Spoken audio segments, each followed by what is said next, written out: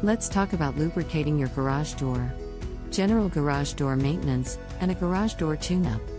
Here are 5 maintenance tips to keep your garage door operation in top shape. What's the largest moving object in your home? It may just be your garage door. So, it makes sense to perform routine maintenance to avoid problems down the road.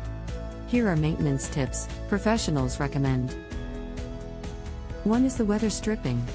It helps with temperature control in your garage and keeps out debris and pests. Over time it can wear down and need replaced. The hardware and tracks that support your garage door movement can also accumulate debris and loosen from vibration.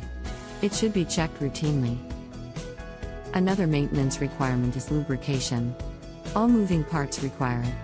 Your garage operates with hinges and rollers. Lubrication a couple of times each year is recommended. Painting the door is also a good idea. Every environment, from cold climates to hot ones, can wear down the protective surface of your garage door. Finally, it makes sense to have a professional routinely inspect and service your door.